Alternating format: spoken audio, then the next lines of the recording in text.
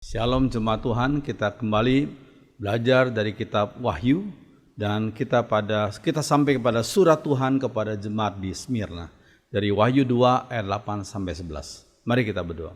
Mohon Roh Kudus urapi hambamu, sensor tutur kata sikap hambamu, sehingga hambamu layak jadi juru bicaralah. Dan setiap kami yang mendengar dan menontonnya, kami semua dibimbing roh yang sama, itu Roh Kudus. Urapi hambamu dalam nama Tuhan Yesus. Amin. Surat Tuhan kepada jemaat di Smyrna. Wahyu 2 ayat 8 sampai 11. Mari kita membacakannya. Dan tuliskanlah kepada malaikat jemaat di Smyrna. Inilah firman dari yang awal dan yang akhir, yang telah mati dan hidup kembali. Aku tahu kesusahanmu dan kemiskinanmu, namun engkau kaya, dan fitnah mereka yang menyebut dirinya orang Yahudi, tapi yang sebenarnya tidak demikian.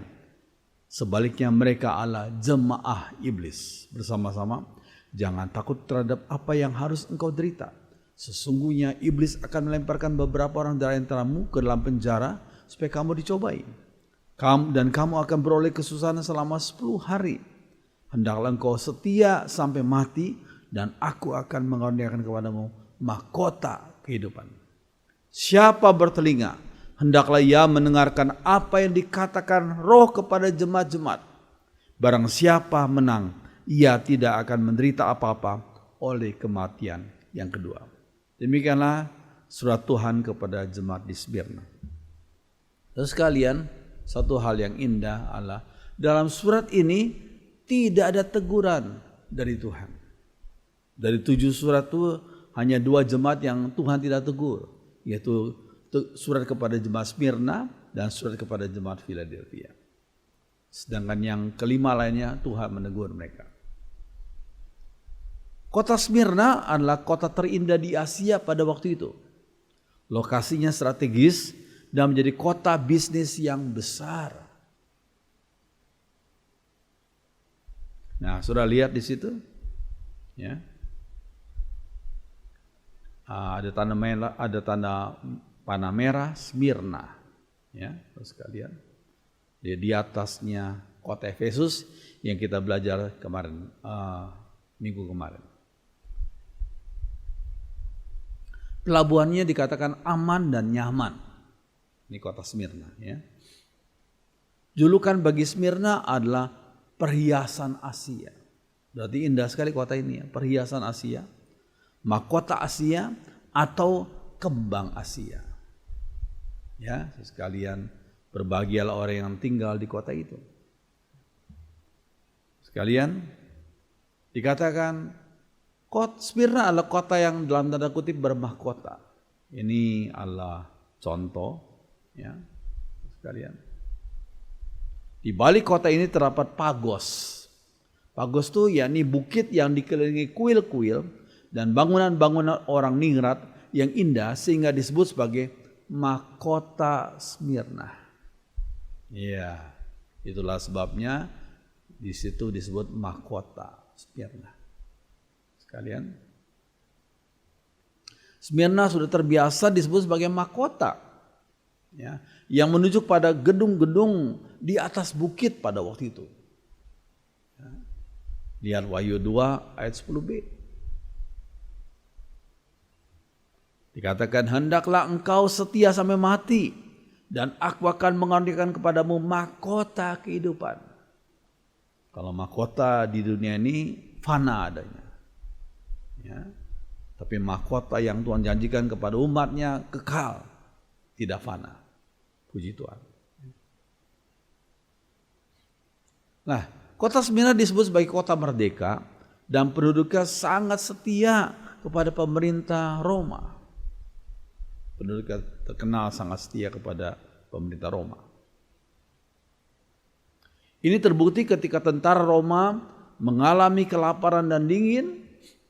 Penduduk Smyrna rela melepas baju mereka sendiri dan mengirimkannya kepada para prajurit itu.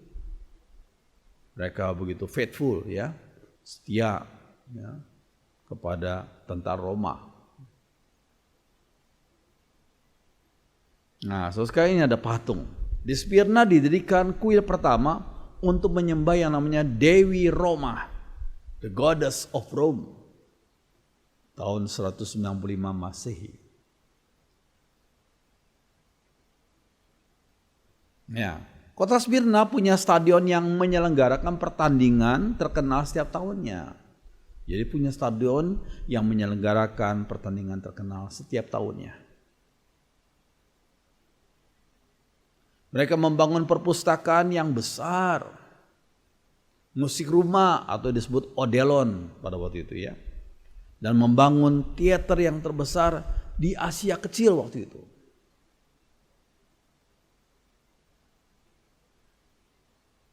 Ini ada seorang yang terkenal.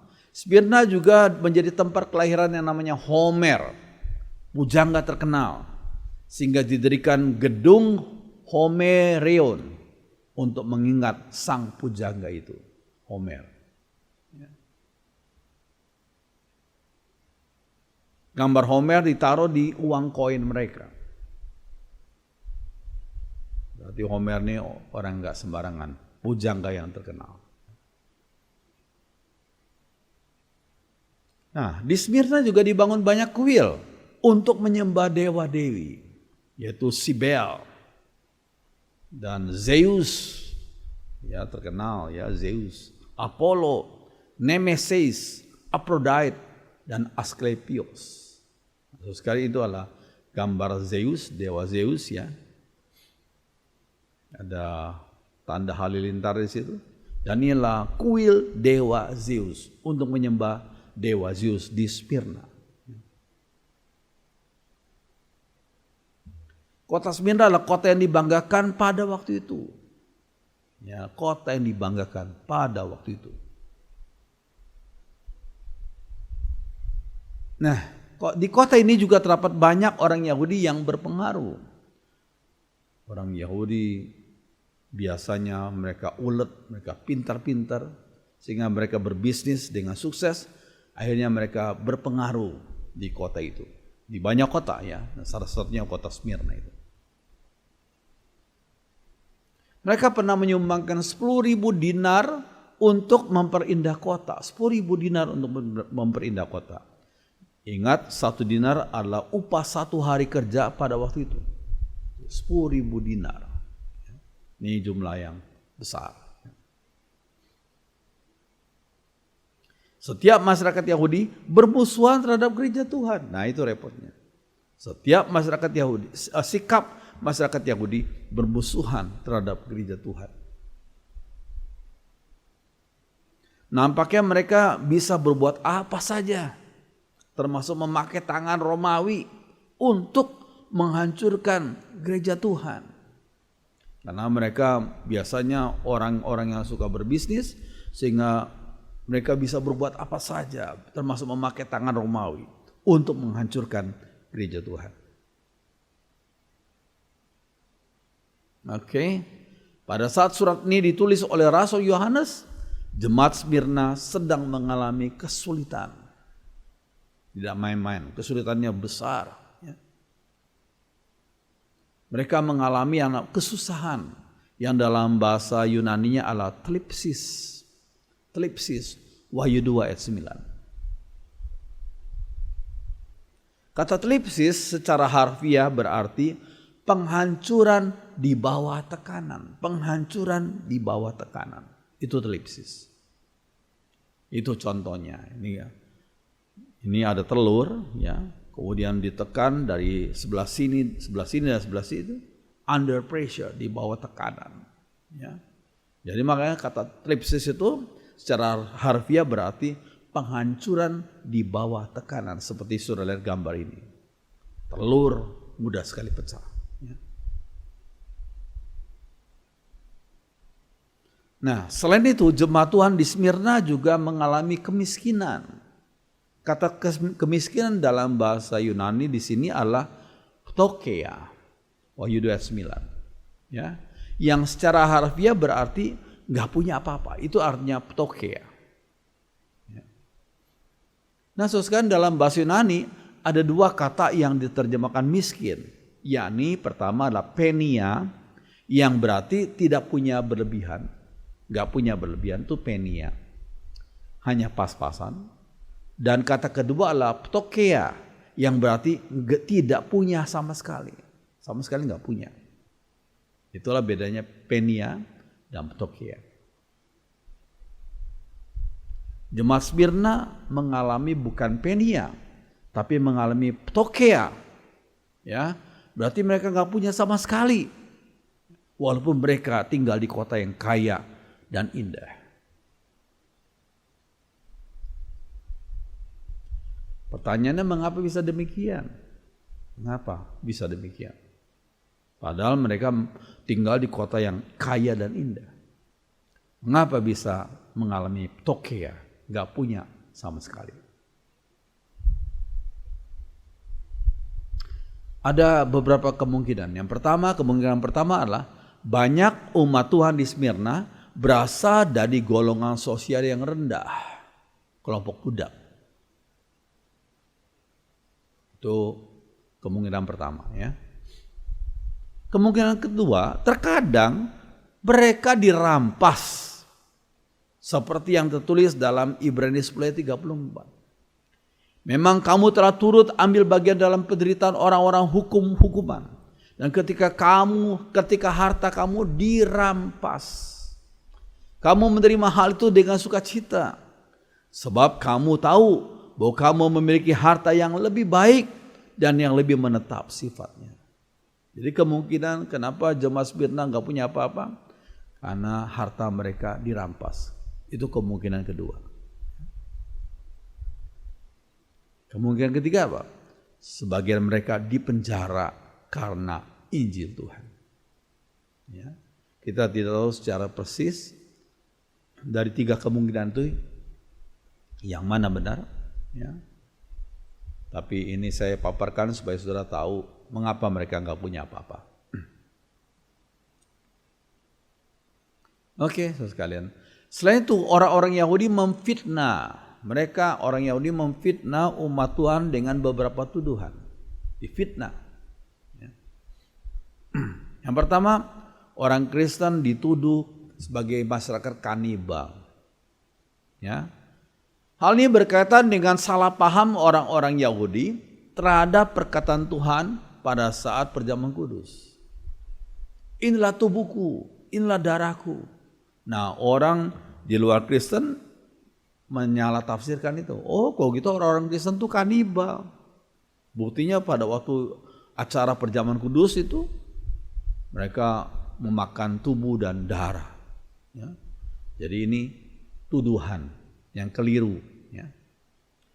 Terus yang berikutnya, perjamuan kasih dalam tanda kutip yang dilakukan umat Tuhan pada waktu itu dianggap sebagai tindakan immoral. Padahal kasih itu agape itu, tapi mereka tafsirkan berbeda. Dan orang Kristen dianggap sebagai melakukan lagi kumpul, mereka melakukan tindakan immoral. Itu kata sebagian orang di luar Kristen, ya, pada waktu itu. Ya. Yang ketiga, ya, orang Yahudi memfitnah umat Tuhan dengan beberapa tuduhan. Tuduhan ketiga adalah perkataan Tuhan Yesus dalam Matius 10 ayat 34 sampai 36. Dianggap memecah belah keluarga. Apa itu? Matius 10 ayat 34. Jangan kamu menyangka, kata Tuhan Yesus, bahwa aku datang untuk membawa damai di atas bumi. Aku datang bukan untuk membawa damai, tetapi pedang. Sebab aku datang untuk memisahkan orang dari ayahnya, anak perempuan dari ibunya, menantu perempuan dari ibu mertuanya, dan musuh orang ialah orang-orang seisi rumahnya. Orang di luar Kristen menyalah tafsirkan perkataan Tuhan Yesus ini. Mereka berkata, nah itu loh, orang Kristen memang pemecah belah keluarga. Ya. Padahal perkataan Tuhan Yesus bukan mempunyai arti demikian. Tapi perkataan Tuhan Yesus, kita sebagai umat Tuhan yang tunduk pada perintah Tuhan, kita menjalankan perintah Tuhan, kadang-kadang kita berbenturan dengan orang-orang sekeliling kita dengan gaya hidup, dengan sikap dan etika mereka. Ya, pada waktu itu orang-orang boleh melakukan tindakan immoral, orang Kristen berkata, sorry, saya tidak mau melakukan immoral. Ya, pada waktu itu orang bisa melakukan perkataan berbohong, tapi orang Kristen berkata, tidak, saya tidak mau berbohong. Ya, jadi apa yang ditentukan oleh Tuhan, etika hidup orang Kristen berbeda dengan etika hidup orang dunia ini. Sehingga orang Kristen malah pada waktu itu dibenci oleh orang-orang dunia ini. Terus sekalian, sehingga Tuhan Yesus berkata, jangan kau menyangka bahwa aku datang untuk membawa damai di atas bumi. Jadi kalau kita mau melakukan kehendak Tuhan dalam hidup kita, seringkali orang-orang yang lain di sekitar kita itu seringkali membenci kita. Ya, aku datang bukan untuk membawa damai, tetapi pedang. Maksudnya memisahkan. Ya. Cara hidup orang Kristen memang terpisah dengan cara hidup orang dunia ini. Orang Kristen mau jujur, orang dunia mungkin berkata bohong. Ya, sebab aku datang untuk memisahkan orang dari ayahnya, anak perempuan dari ibunya, menantu perempuan dari ibu mertuanya, dan musuh orang ialah orang-orang seisi rumahnya. Bukan berarti sekali lagi orang Kristen cari musuh, tapi orang-orang seisi rumahnya yang belum percaya pada Yesus membenci saudaranya, saudara sekandungnya yang sekarang sudah percaya Yesus. Ya, itu sampai sekarang masih terjadi di sebagian masyarakat. Ya.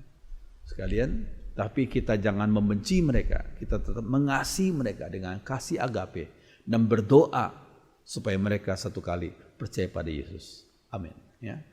Nah, terus kemudian yang keempat, umat Tuhan dituduh oleh orang Romawi sebagai kelompok yang ateis. Wah, ini orang Romawi yang nggak percaya Tuhan menuduh orang Kristen sebagai kelompok ateis. Karena apa? Karena tidak ada patung dewa dalam kekristenan. Ya, padahal dalam ibadah agama Romawi itu ada patung dewa, patung dewi. Kok dalam kekristenan nggak ada patung? Sehingga mereka berkata, ini orang Kristen ini ateis ini. Yang kelima, mereka dianggap tidak setia kepada pemerintah. Ya, orang Kristen dianggap tidak setia pada pemerintah Romawi, karena tidak bersedia menyebut Kaisar adalah dewa. Caesar is Lord. Nggak mau orang Kristen menyebut itu. Hanya Tuhan, hanya Yesus yang adalah Tuhan, bukan Caesar. Ya. Akibatnya bagaimana? Ya, akibatnya mereka dibenci oleh pemerintah Roma. Ya. Yang keenam, umat Tuhan difitnah sebagai kelompok yang suka membakar rumah. Difitnah. Kelompok yang suka bakar rumah ini orang Kristen katanya. Ya. Kelompok Yahudi berkata bahwa Tuhannya orang Kristen akan datang dengan api. Wah, itu disebarkan. Lalu kemudian menjadi rumor, ya, jadi isu yang nggak benar. Ya. Mereka berkata ini orang Kristen nih Tuhannya akan datang dengan api, sehingga kalau kebakaran rumah langsung orang Kristen dianggap sebagai ini penyebabnya kebakaran. Ya. Karena mereka berkata Tuhannya orang Kristen akan datang dengan api, fitnahan lagi. Ya. Ya. Yang berikutnya adalah klaim Tuhan Yesus tentang dirinya. Ya. Dikatakan dalam ayat 9, Wahyu 2 ayat 9, Yesus tahu dalam, saya kasih huruf merah, keadaan jemaatnya. Tuhan tuh tidak bersikap acuh tak acuh. Tuhan tuh tahu keadaan jemaatnya. Ya. Aku tahu kesusahanmu dan kemiskinanmu, dikatakan. Namun dikatakan engkau kaya.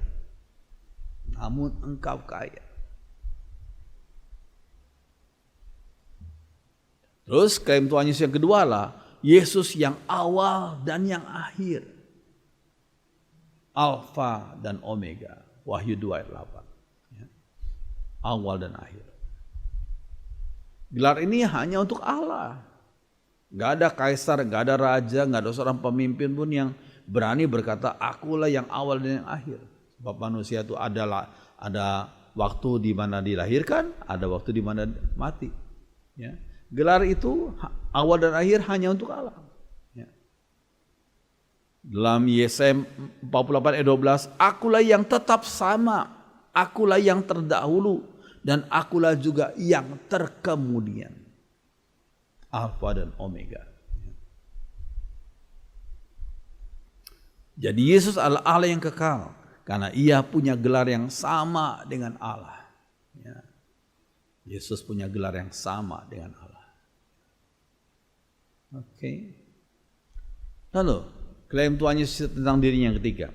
Yesus telah mati dan hidup kembali dan tidak mati lagi. Pemimpin-pemimpin, baik itu pemimpin nasional, pemimpin politik, pemimpin agama, mereka pernah hidup dan meninggal dunia dan belum bangkit. Tapi Yesus mati, 3 hari kemudian bangkit dan tidak mati lagi.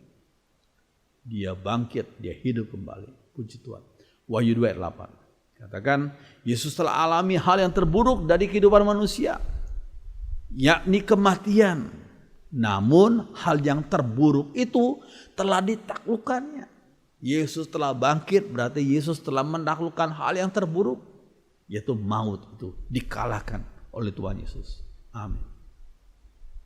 Sekalian, ini suatu hal yang penting. Tidak ada tokoh agama lain yang pernah klaim hal ini. Gak ada tokoh agama yang mati bangkit dan tidak mati lagi. Gak ada. Selain hanya satu tokoh yang namanya Tuhan Yesus. Puji Tuhan. Oke, Yesus memberikan janji.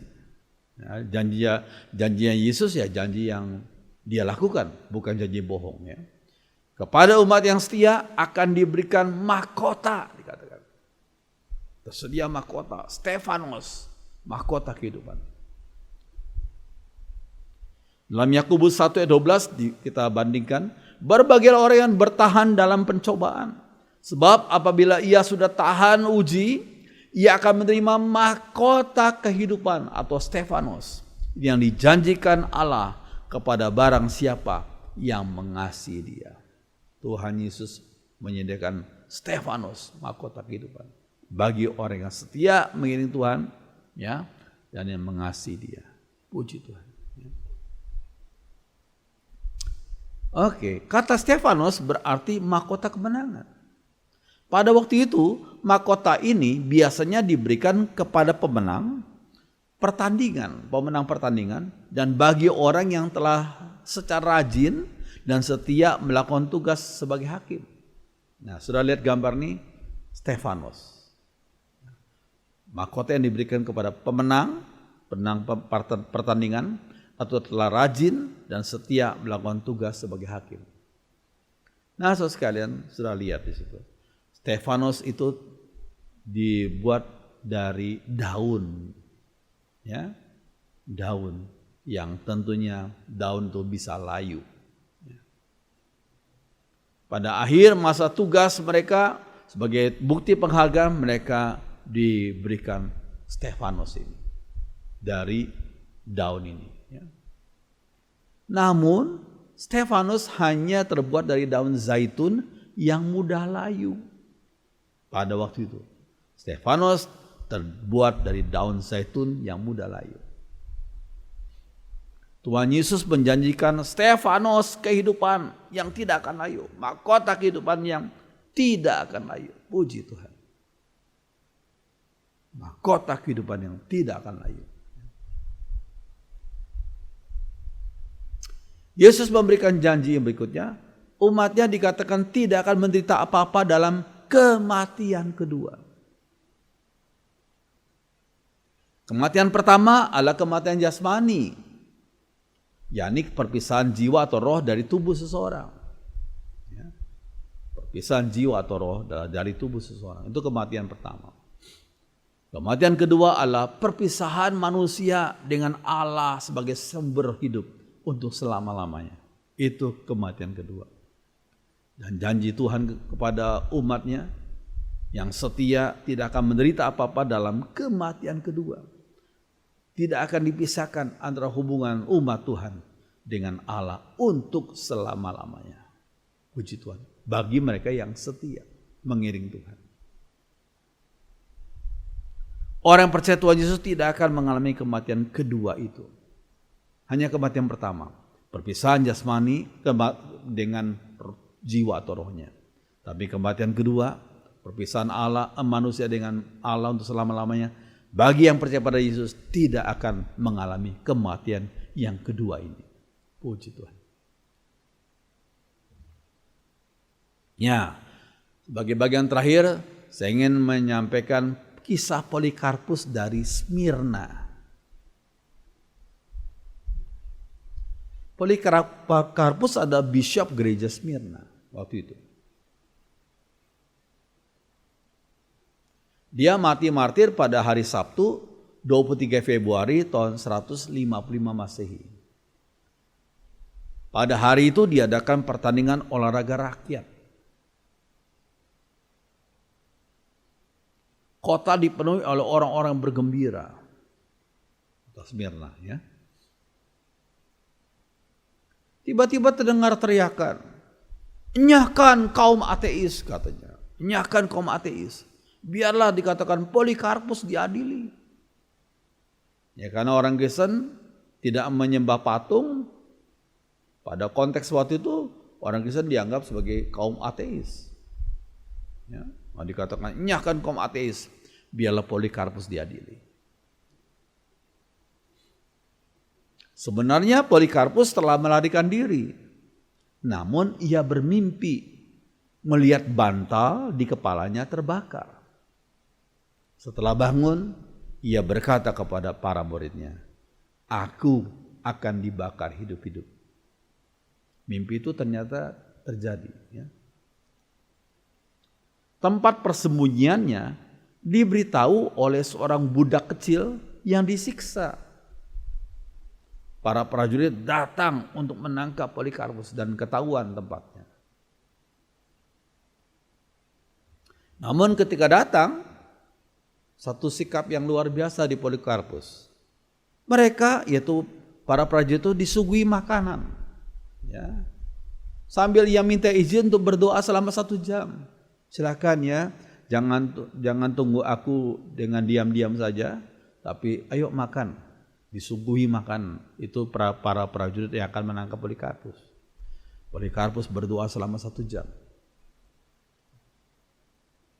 Dalam perjalanan singkat ke kota, kapten dari prajurit itu, prajurit Romawi itu berkata kepada Polikarpus, "Apa susahnya untuk menyebut Kaisar itu Tuhan? Caesar is Lord." Lalu kemudian beri persembahan. Setelah itu kau selamat. Apa susahnya sih? Itu saja ucapkan. Namun Polikarpus tidak mau melakukannya karena baginya hanya Kristus itu Tuhan. Ketika Polikarpus memasuki arena, tiba-tiba ada suatu suara dari surga berkata, "Jadilah kuat Polikarpus, bersikaplah sebagai seorang pria." Itu yang Polikarpus dengar, ada suara dari surga. Jadilah kuat, bersikaplah sebagai seorang pria. Di Gubernur Romawi di kota Smyrna memberi Polikarpus pilihan. Mengutuki Kristus dan memberi persembahan kepada Kaisar, atau kalau nggak mau ya mati. Kutuki Kristus lalu beri persembahan kepada Kaisar, kalau tidak mau ya mati. Namun Polikarpus menjawab, jawaban ini terkenal ya. 86 tahun aku melayani Tuhan. Dan dia tidak pernah berbuat salah kepadaku.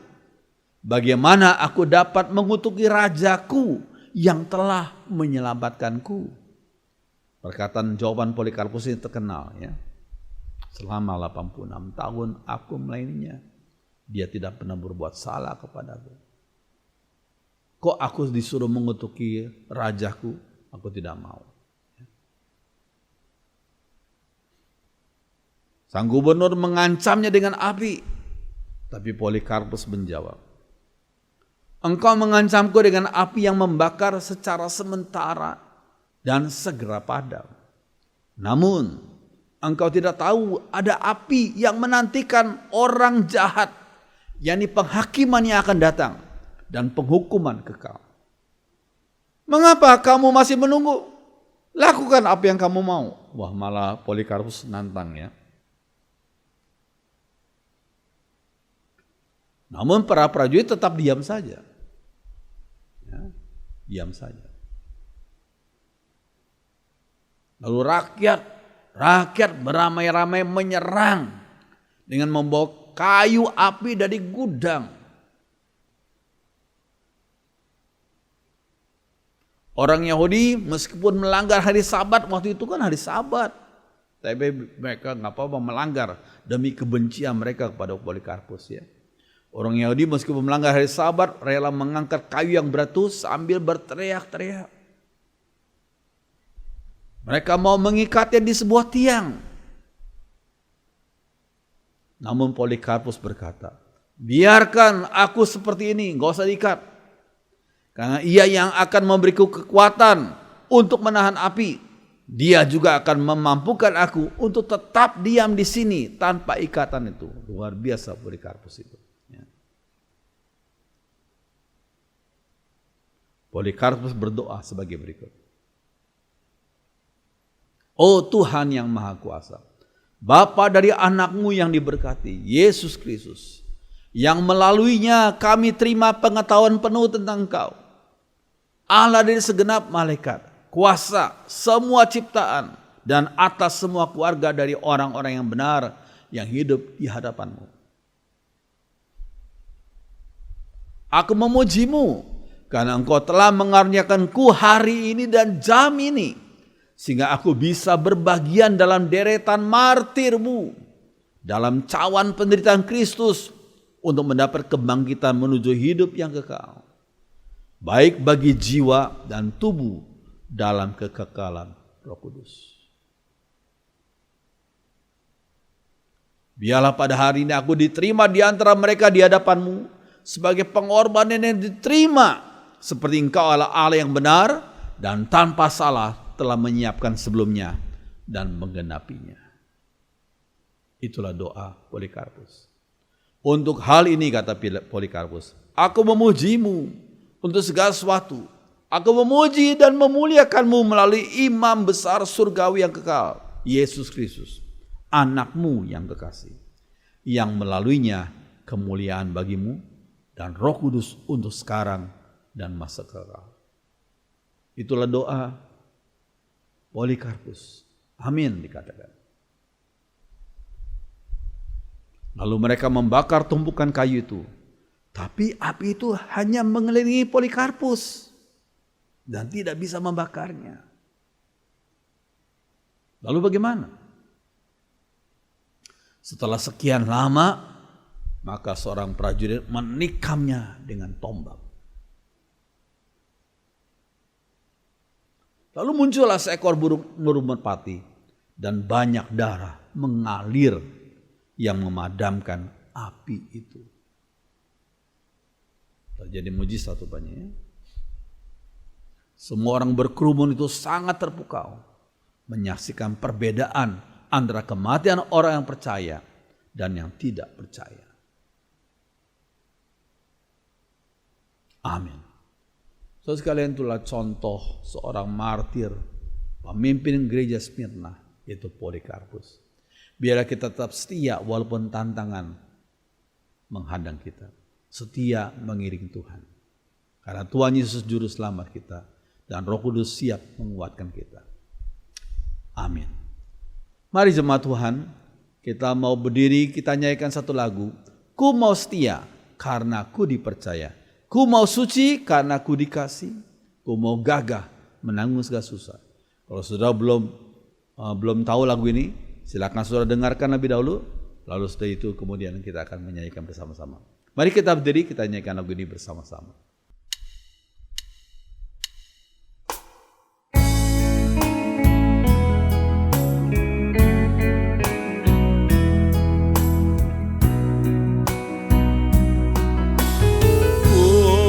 Setia karena ku dipercaya, ku mau suci karena ku dikasih, ku mau gagah menanggung segala susah, ku mau berani menghadap seteru, ku mau berani menghadap seteru.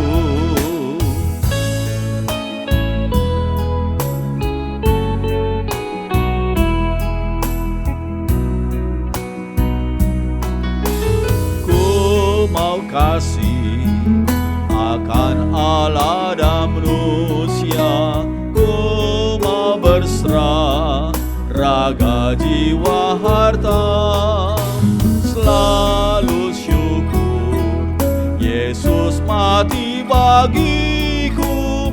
Ku mau puji sebab rahmat telah diberi. Ku mau puji sebab rahmat telah diberi. Bait satu lagi, mari bersama-sama nyanyikan lagu ini.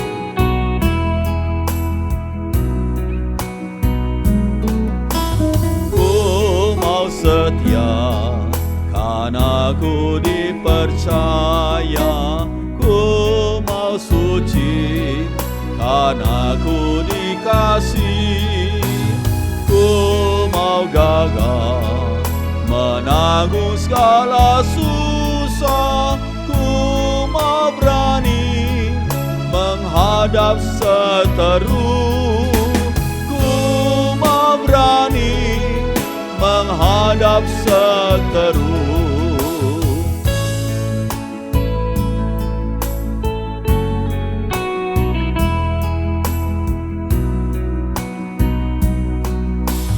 Ku mau kasih akan Allah dan manusia, ku mau berserah raga, jiwa, harta, selalu syukur Yesus mati bagiku. Ku mau puji sebab rahmat telah diberi. Ku mau puji sebab rahmat telah diberi. Ku mau puji sebab rahmat telah diberi. Ku mau puji sebab rahmat telah diberi.